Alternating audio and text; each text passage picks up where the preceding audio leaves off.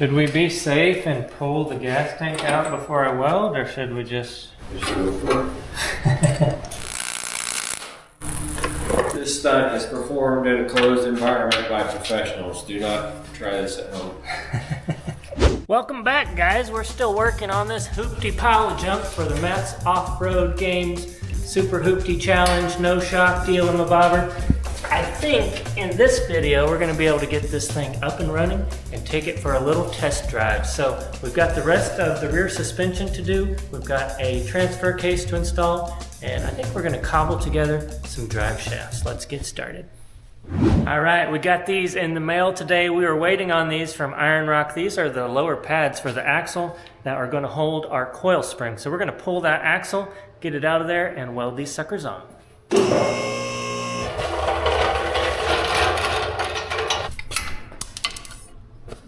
You know what we could probably do is, if we raise that up high enough, might not even have to pull it, just weld it like that. Pull it and then paint it. Paint it? Paint it. What? Or let it rust.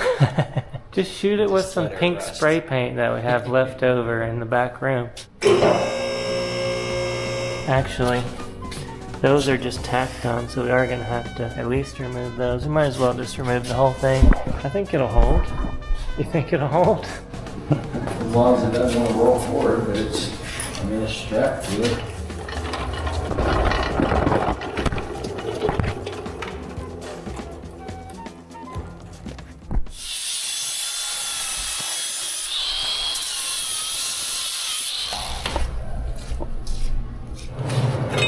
Alright, before we pulled that out of there, we made a bunch of measurements. We had string lines going, got everything set up perfectly, and then when I pulled that out, I made some notes. So you can see right here, 1/8 inch off of here and 12 inches forward, so that's parallel right there. 12 degrees, forward, and 1/8 inch off. The way we're going to measure that is we're going to put our angle finder right here, going to zero that out, and then we're going to put that on the pad, and we're going to set it up right at 12 degrees. Perfect. And then I'll weld it right there.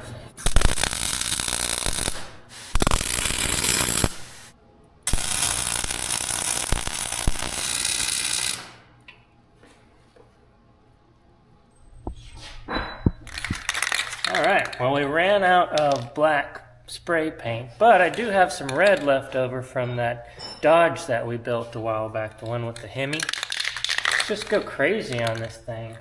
Josh is going to have a conniption fit.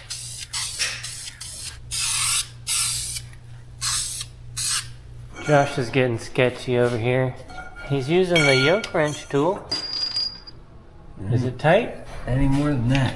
Maybe it's bottomed out. Do you have a nut in there? I mean a washer? Yeah.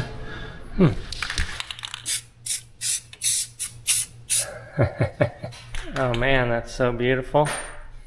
You're not going to believe how this turned out. It's like a work of art. The Holy Grail is getting its own t-shirt, Mad Max style. If you'd like to get your hands on a shirt, this is the one and only time. So go over to BleepinJeep.com, pre-order your shirt, and we'll be sending those out right around the time of the Off-Road Games.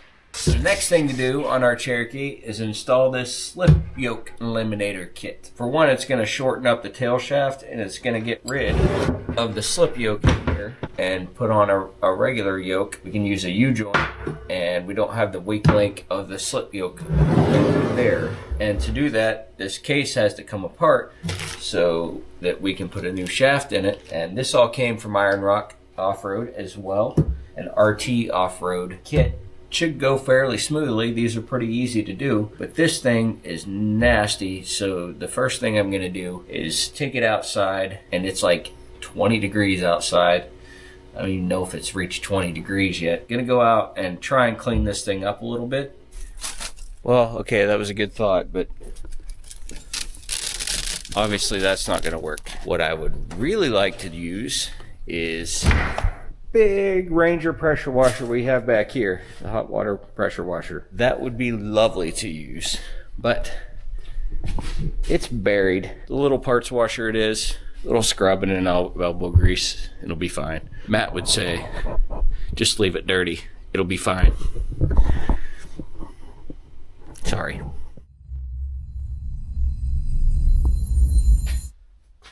All right, power just went out.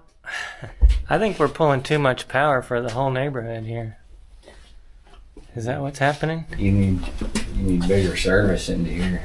400 amp. We weren't even running anything. Floor heat, this heat, compressor. You just added on some big lights. That's what did it, is those lights. Those lights. We've been running good until that. What I was getting ready to do, we don't need power for. Matt doesn't know it. We've got plenty of lights here. This one's really cool. M12 light, but it puts off a lot of light. This is the back half of the case for that 231. This is the side that you can see from the back of the vehicle. I thought we ought to clasp this thing up just a little bit. Oh yeah, look at that. Solid gold, baby. And yes, I know I'm spraying over the ceiling surfaces, but it's a lot easier to come back, clean that paint off than it is to tape all this off. Let that dry, put another coat on it, and then this is gonna be the fanciest 231 ever. Joshua, Yeah. did you think that we were trying to be fancy, or what's going on here? Class this thing up a little bit. Only doing half of it. Oh, just half is gold plated, okay. Other half is silver plated. Well, we got our power back. Apparently we were pulling too much power and just overloaded everything. I don't know. That guy acted like I was speaking German, the first guy. Did you see him? Yeah. He's just like, huh? What? Alright, I'm gonna get this back together. If you guys are interested in a video on how to do this, I'm not making that right now, but because I have a few videos on how to build 231s, how to do slip yoke eliminators, and all you gotta do to find that stuff is Google BleepinJeep and then whatever you're looking for. So for instance, BleepinJeep SYE, BleepinJeep slip yoke eliminator, BleepinJeep 231, and those videos will pop up.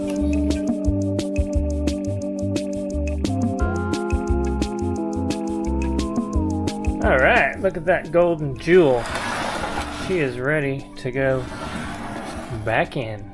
24 karat magic. If you guys are ever wondering how I make my shift handles, like in the Scorpion and in the Holy Grail, this thing is where it's at, right there. That makes a really cool handle. That piece right there makes a really cool handle. This side's a little bit too heavy, but I always save these just for making shift handles or something cool. All right, Josh, are you ready to see if we can manhandle that thing up into place? I am. It's a little bit longer than I expected, but it's only that tail housing piece that's longer. So we might have to but we'll see once we get it over here. Oh man.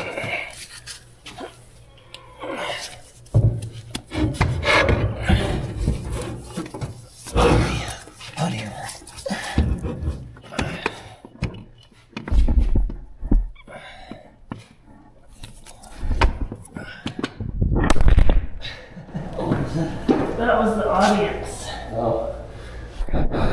Why are you guys always in the way? It's going to be quite the angle for the drive shaft to clear. It's going up higher. Hope it goes up a lot higher. All right, we got the gold plated transfer case in. What sucks is we can't let it down lower. It'll be fine. We're still waiting on some exhaust tubing to come in the mail. And we have the exhaust from Iron Rock for the rear, but the front exhaust, we were going to replace that. But it's been bouncing around all over the country for some reason. Where was it last? Oh, that was something I ordered. Oh, that was something else? The exhaust, it's not even showing where it's at. It's just for the past 4 days or 5 days it said in transit to next facility, arriving late. So USPS, what the heck is going on? It's not James's fault. Oh, I'm blaming it. He's my direct contact. James.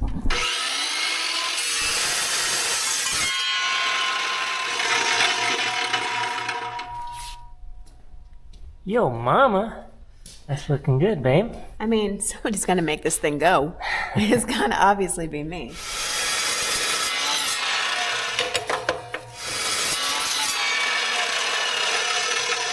You might be wondering what in the world we're doing here.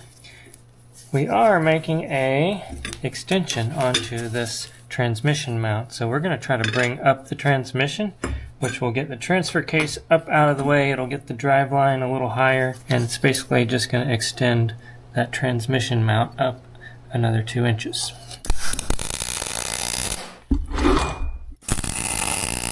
Alright, so there's what we came up with. Just an extension. I'll show you how that works here. Oh, I'm going to have to use 2 hands. Putting that mount in is going to require us to drop this plate out, but before we do that, I want to take some steel and I'm going to brace this up a little bit because I don't like how weak this is right here. So I'm going to strengthen here with some 1/4 inch by 1 inch plates. Then we're going to mount the transmission back, and then Josh brought up a good idea. We might want to make a skid plate across the bottom of here so that we don't get caught on something in between these two. So we don't do what you did, David. So we don't pull a David. B-roll to David pulling a David. We're gonna need a helicopter.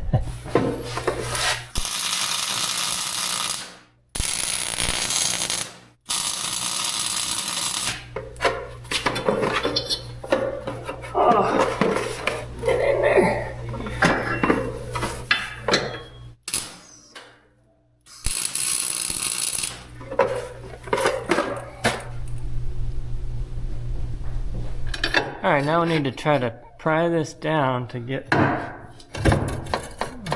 yeah, that's working like a charm. Hopefully we can put the transmission mount here and then pry that back up and it'll just fall into place. But somebody just painted it yellow. And it's going to look great with the gold. Yellow, gold, red, orange. We're kind of all over the place here. My shirt's a little faded, but... Red, yellow, orange. Red, yellow, orange. Are you gonna work? Well, it's still wet. Oh yeah, it's almost there. Oh yeah. There we go. Whether or not it'll slip into place, I don't know. I'll let you go for it. If not, it's gonna be a booger trying to get it.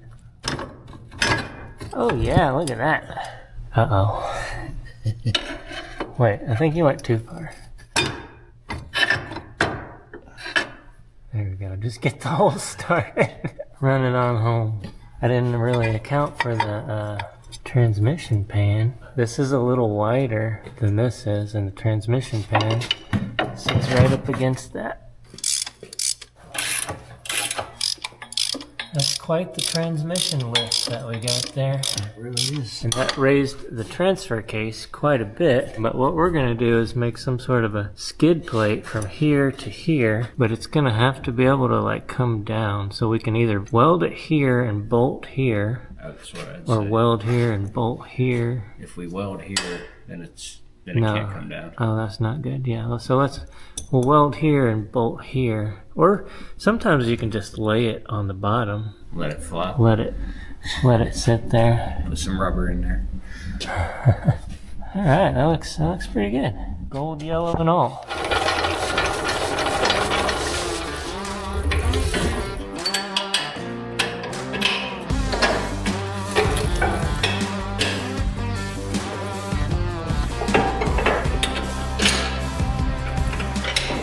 Okay, drop them down. Okay, so we can measure for a drive shaft now. Tape measure. Side to side. That is gonna be 36 inches. It's pretty easy to remember. Yep. Alright. I think we have a 37.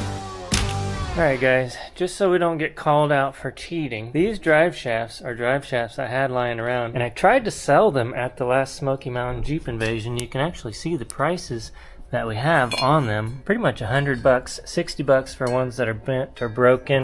This one's $40. These are ridiculously cheap prices, and I couldn't get anybody to buy a single one of them. We're gonna use these because what we can do is cut them in half and then weld them back together and use the components to make new drive shafts for this Jeep. This one's 37. What I've done before is you can cut an inch off here and an inch off the spline to shorten it up an inch. So that spline goes clear down through? I thought he said it only goes down a little bit. It should go, like, I would assume it goes about to here. Let's pull it and see. Not that one. I think this one. One of them was. Yeah, this one. Okay, we're doing the rear. So look at that. So here's what we're gonna do. We're gonna take this drive shaft, which is $40 drive shaft, and we're gonna take this broken drive shaft that's dented. We're gonna take the H off of it because this one is also broken. So we're taking two broken shafts, hodgepodge them together. At the same time, this thing measures 36 inches all the way closed. The 4-link on that isn't gonna have a lot of movement in the drive shaft because it's a 4-link. It doesn't spread out or shrink a lot, but we need a little more than that. So we need to take probably about an inch out of here so that it can compress a little bit, because right now it's at 36 inches and that's all it can compress. I mean, technically we could just cut it out of the end because there's a little bit more spline, but that would only give us a ½ inch. Otherwise, what we have to do is cut an inch out of this and weld it back together, which we can do. But let's go ahead and cut an inch off at the end of the spline here and see what it measures at that point.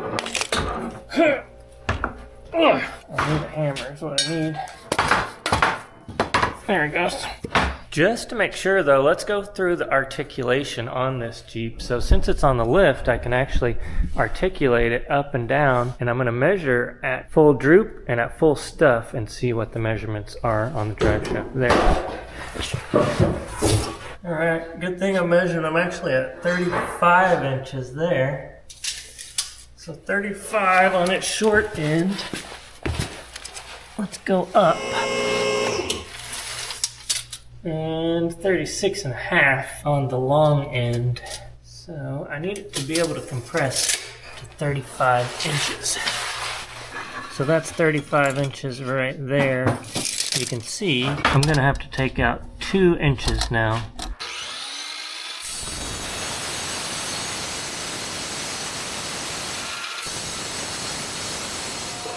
That thing is very hard. That's a very hard shaft. What?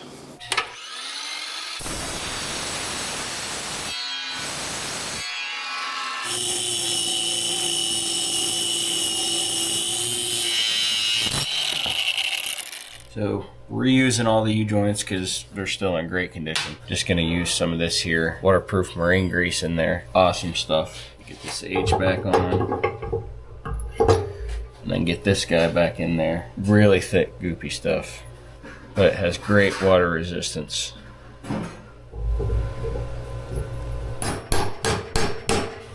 Put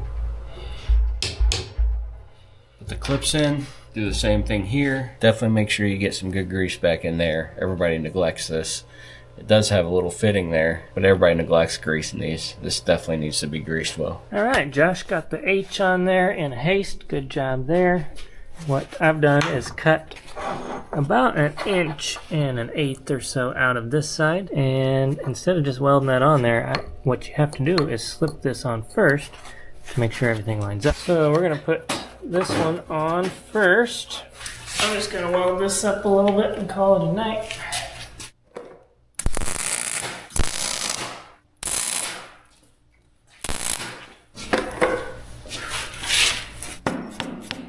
Perfect. Yeah. What's this called? It's a drive shaft. Guess how much it costs? $600 a piece. This one cost $40. Oh, too bad nobody bought it. Where were y'all when we were selling these things? Just saying. What are we naming this? What do you want to name it? I don't know. That's kind of putting me on the spot. I have no idea. I didn't think about it. Dumpster diver. Double D's for short. Yeah, that sounds about right. You big brat.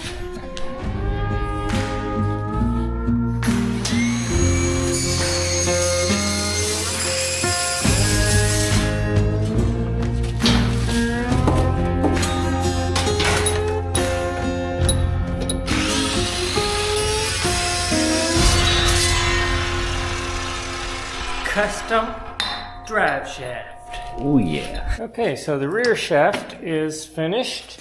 Now the front shaft is pretty simple. 1310 on the front and back, and this is off of the old Scorpion front drive shaft, and all we're doing is shortening it. So what I did is I took 4.5 inches out of it, and we were lucky in that it was a 2-inch tube, and it happens to be 1.75 inches on the inside. So we're just going to sleeve it like so, weld it right here, and we'll have a brand new used shortened shaft.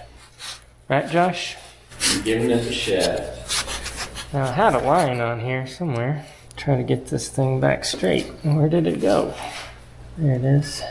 You might have seen this on a different video, but when you go to clamp something that has to spin like this and you go to weld it, that clamp's always falling off. So I keep a couple of these, just hang that on here, hang this on the other end, and now it's constantly grounded no matter how much you spin it.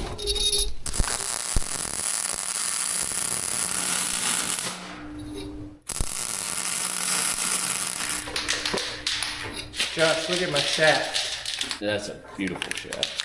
Yeah. Oh yeah. Is it hardened? Okay. You know what I've got here? A short shaft. I was gonna say the short end of the shaft, but yeah.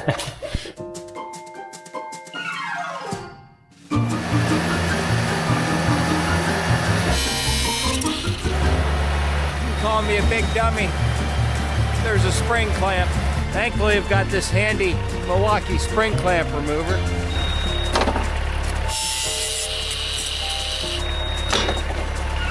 Woo, there's one.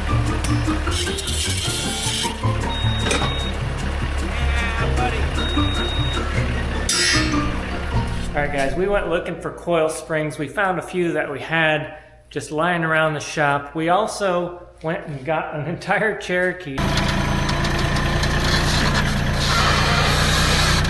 That's a dead bird. That's a dead bird. And that's the ground. To steal the front coil springs out of it because we couldn't find any coil springs that were the appropriate length. And we still can't. They're still too long. So what we're going to have to do is cut those coil springs down.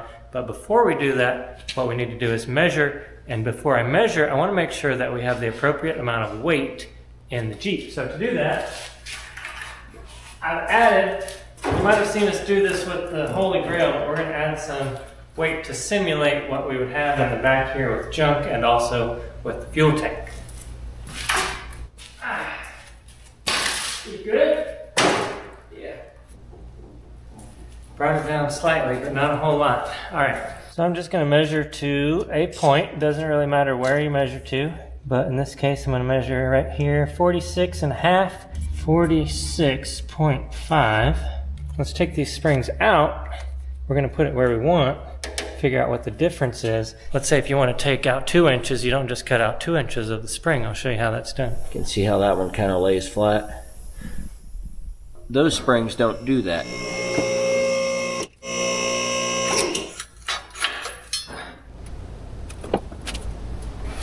Alright, so now we've got this Jeep right about where it should be, so I'm going to measure this again, see what the difference is. 42. So the difference of that, 46.5 and 42, is 4.5 inches is what we need to lower the Jeep in the back. Alright, so we're going to take our spring, we're going to take the pigtail end of the spring. So this is a spring that's not flattened on this side. You can see this side is flattened out. This is the top, this is the bottom, and it's pigtailed. This goes off into space there. We're going to measure that where it ends. So it ends at 17.5. So we need to cut this down by 4.5 inches, but to do that we're going to divide by 2. So 4.5 divided by 2 is 2.25. So we're going to take 17.5 minus 2.25 and we get 15.25. So what we're going to do is turn this around until it lines up with 15.25. And that is where we're going to cut. If we cut right here at 15.25, once we put that back in and put weight on it, that's going to drop the Jeep by 4.5 inches.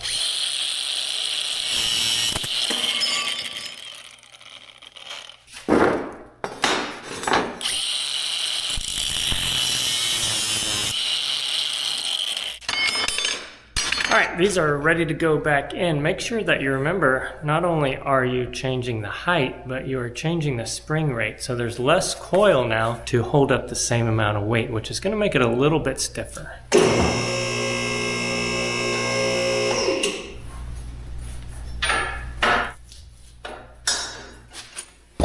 Alright, if we did everything right, it should be at the correct ride height. Let's find out.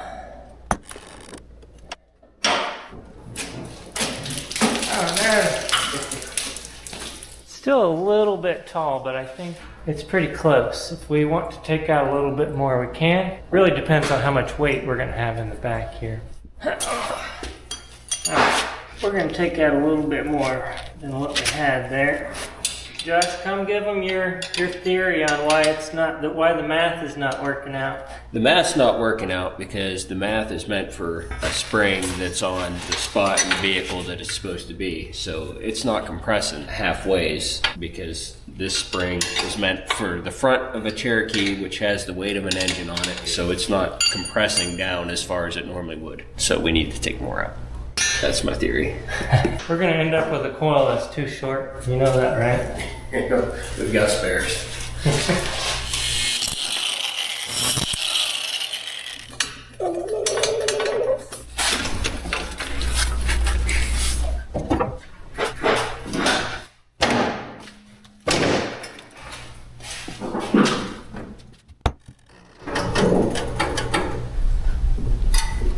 Bouncy, bouncy. I like that. It's just slightly higher in the rear, just barely.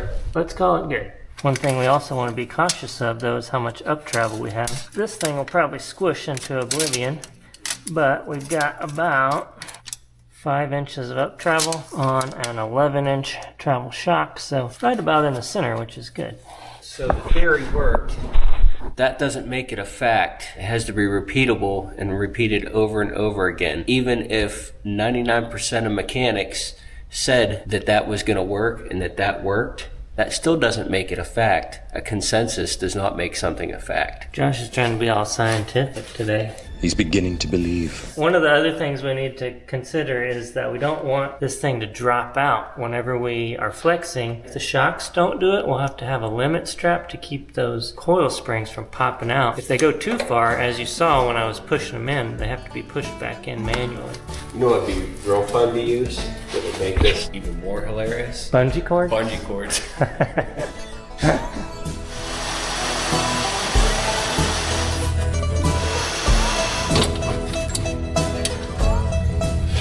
Okay, let's see how we did.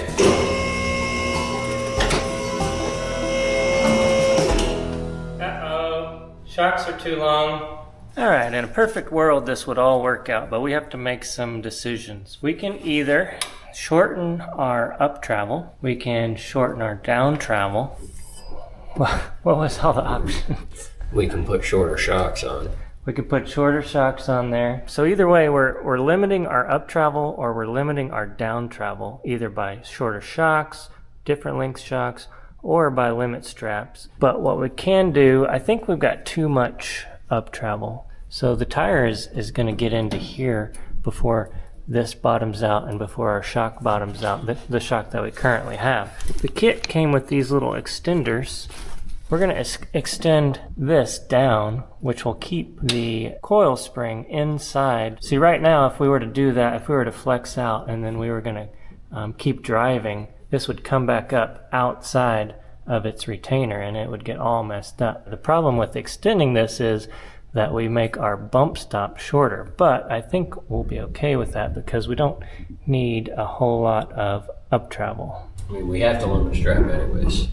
Yes, because we're going to be running without shocks, we're going to need some sort of other limiting strap for the off-road games. Yeah. It won't look like we have a lot of up travel, but this rubber thing will actually compress down to nothing with the full weight of a Jeep on it. You're talking about thousands of pounds on this little rubber bushing, and that thing will compress to just absolutely nothing.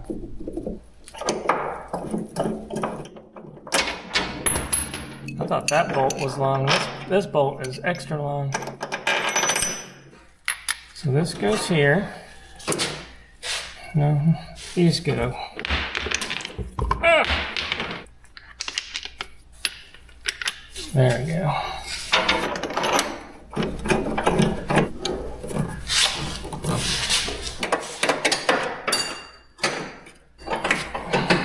Now let's see what happens.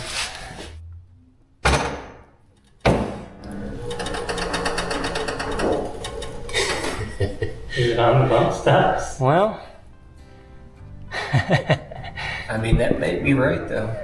like I said, it's not a perfect world. You get one or the other.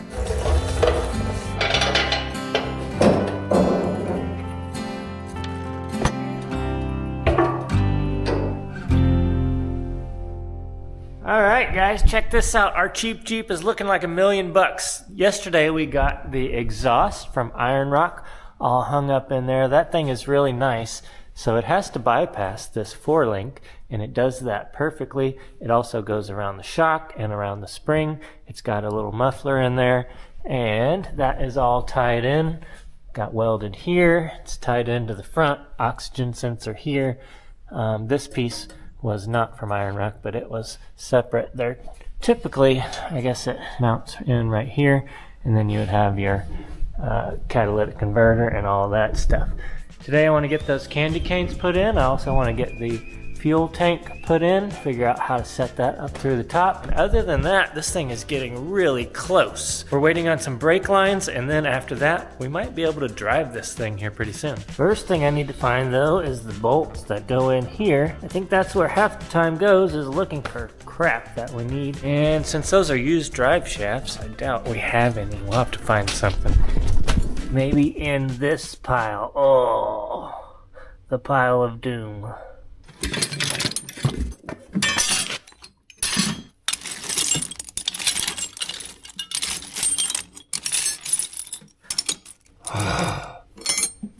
Thor, 16 more to go. Alright, after 24 hours of searching, I finally found 8 bolts that will work, and we're ready to go. Alright, little candy cane. Oh yeah.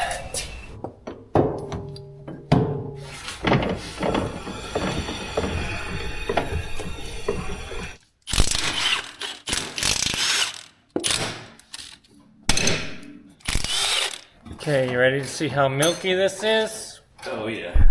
That's what those gears look like too. They glued this on there really good. Gonna need a bigger pry bar. Lube blocker gaskets, guys. Oh, there it goes. Oh, that's pretty. That's not too That's bad. not terrible. It's better than Jeff's. That's a new term. Better than Jeff's. Well, it's better than Jeff's. I have a feeling with as much RTV as on here that there was some sort of a leaking issue.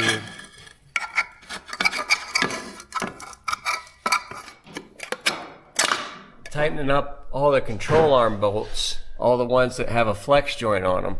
Ones that have a rubber bushing, like these lower control arm mounts on the axle, you want to wait until you have the vehicle sitting down at ride height. If you tighten it up right now, when you set it down, it's going to twist that rubber bushing, and it's going to wear it out really fast. No. Really fast.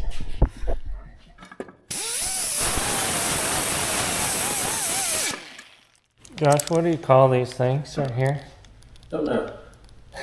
It's got a name on it. Scotch-Brite Rolock Bristle Disc. So it's a bristle disc, and if you don't have one of these, you guys are missing out, because it's very handy for removing RTV and stuff. And it's also great for cleaning off a surface where you don't want to like scratch it too much. I'm gonna be sad if I mess up the nice paint job on this thing. Careful.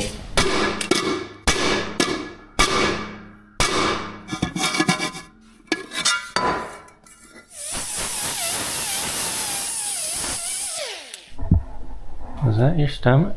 Yes, I didn't eat breakfast. Alright, so I got the mating surface cleaned up there. We also got these in, so I got these off of Amazon. I thought they were going to be super cheap, but they actually look pretty nice. These are limit straps, and my idea was just to put those in line with the shock. So We might need a longer bolt, but it's basically going to go right there, and then we'll tape it or something. We'll zip tie it to the shock so that it'll just pivot right here and not go too far, as in to catch things or to get burnt by that. It's a good idea. Is that your stomach again? Yes. Where's the lunch lady? Lunch lady, help. Josh is about to die.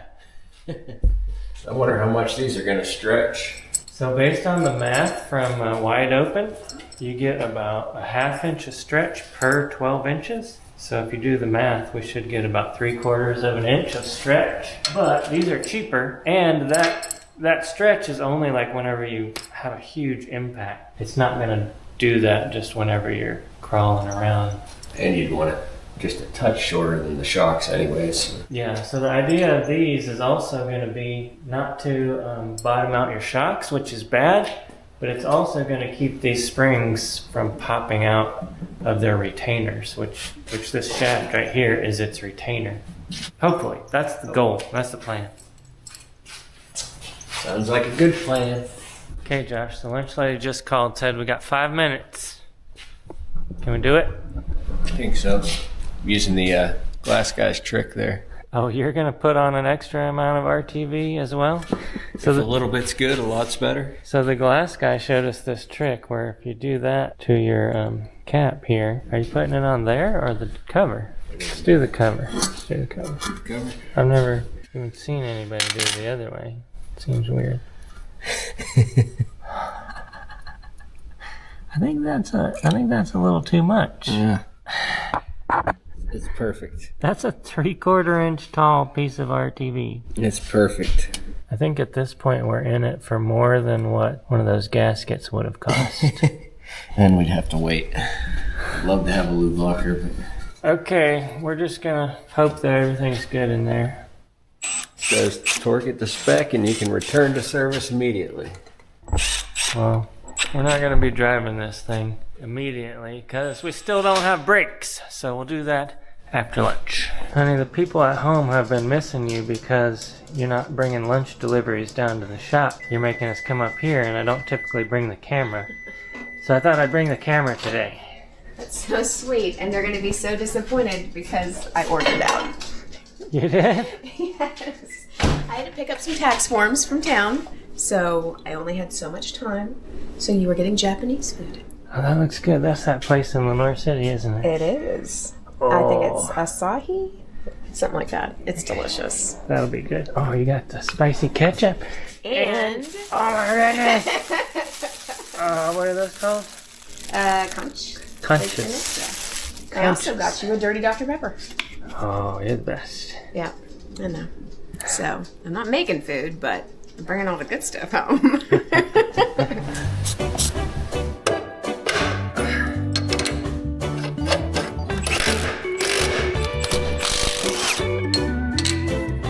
Be a little tight.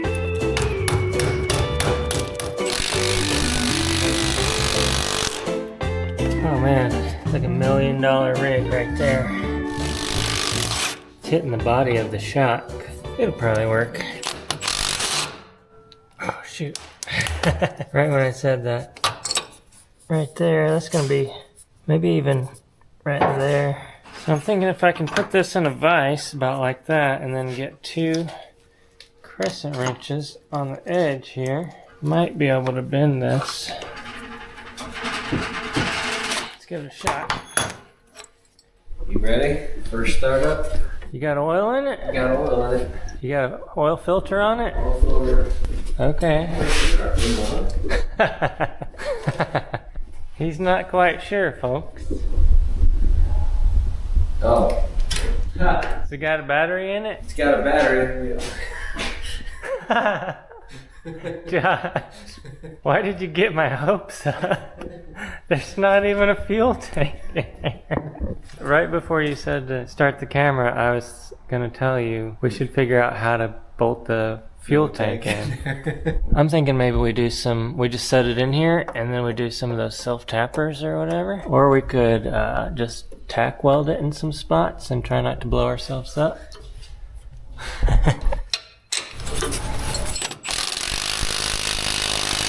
All right, I think that's gonna work. Ideally, I should have had a little bit longer of a bolt, but a little too late for that now. I got a longer bolt here. There's our limit strap. I think that's gonna work nice. Now I just gotta get this one done. They're ranchos. They are ranchos. Ranchos. Is it a Rancho 3000? It might be a 5. They are Rancho 5100s. All right, raise her up. Let's see how she does.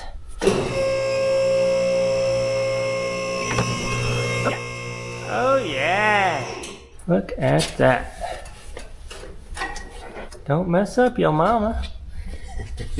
Okay, now what's next? The gas tank, I think, and then we also have some longer shocks that we're gonna test out in the front and see if those will work. We're gonna have to, once we figure out the shocks that we want to put in the front, we're gonna have to figure out some limit straps for up here as well. I think we can get a lot more travel out of the front though, because it's not on leaf springs. We've got more adjustability.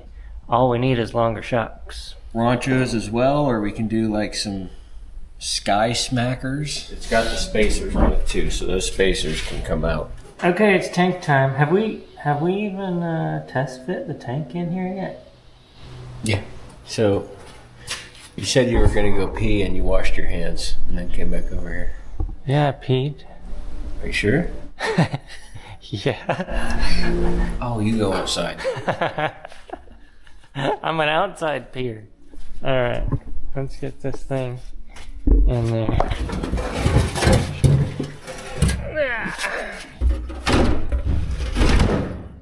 Ta-da! Maybe we should just let it float in there. With no spring or no shocks? No shocks. Just let it float. It's a pretty tight fit. I think if we strap it down tight enough, it won't move. True. Let's do that. Oh yeah, there they are. You got an idea for the fuel filler? Just thinking about taking this out and moving it up to one of these holes. We don't have a tailgate either, so it could just go like that. Whatever floats your boat.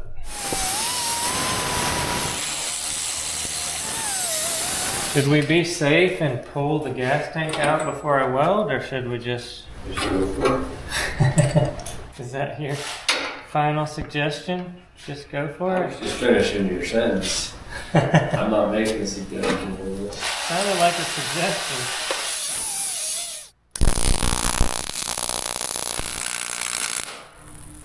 This stunt is performed in a closed environment by professionals. Do not try this at home.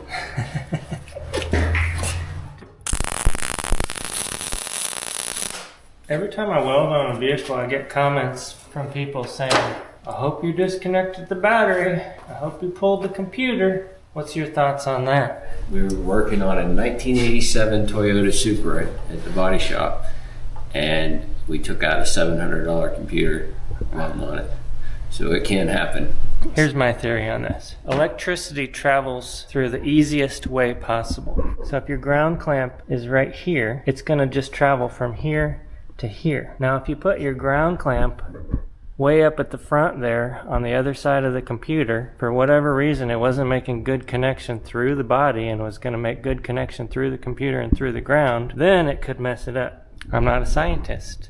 Yeah, it should be fine. Alright, got those welded in. Now we need to find some straps to strap that down. You know what, Josh? I wonder if the guy that built this Cherokee originally, I wonder if he's ever seen the BleepinJeep channel. I hope somebody tells me. We're gonna find that guy. This is up to you guys. Who's the guy that used to own this? I want to hear from him in the comments below. Because his Jeep is now super awesome. Well, it was awesome. That's why we chose it for this. But now it's even awesomer. It's going to be famous in the world famous Matt's Off-Road games. Oh yeah, that ain't going nowhere. What do you think this Jeep is worth now? $2,300 rear suspension on it. So $2,300. $2,300. It's more of a sentimental Jeep.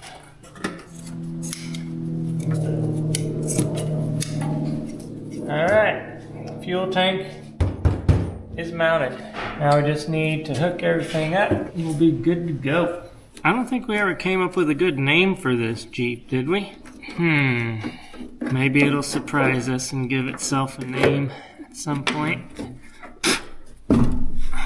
This Jeep is so cheap and so janky, yet I bet you it's gonna perform so well. I might prefer to take this Jeep on the 33-inch ride, although it looks pretty normal, unlike a crawler on 33s, which is gonna be hilarious. If you guys haven't seen what we're doing, you should check out our schedule for the year on the BleepinJeep Facebook page. I also posted it on Instagram, but our schedule is where you can see where we'll be this year and all the cool fun rides that we're having. We're having a lot of Patreon rides as well, and we're doing a big fan ride like we used to do. We're gonna do that in, when was it, October? Woo! I'm excited for that one. I think this 33-inch ride is gonna turn out to be bigger than I had anticipated. I think it's going to be a lot of fun. I got a lot of people messaging me saying, hey, I've got 35s, can I bring that?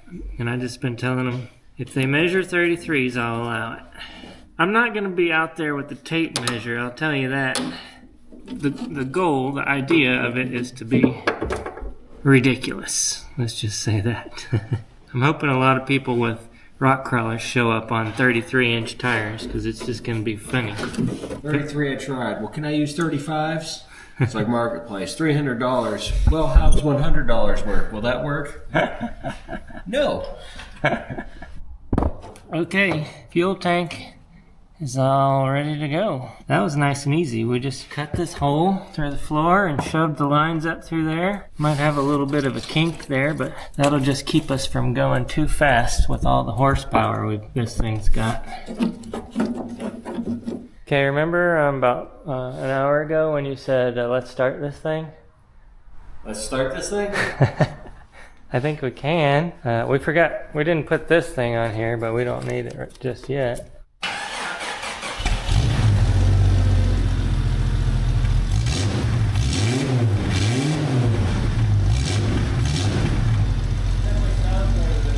Not nearly as loud as it used to be. Oh, stick your thumb out. Stick your thumb out. Put your leg out.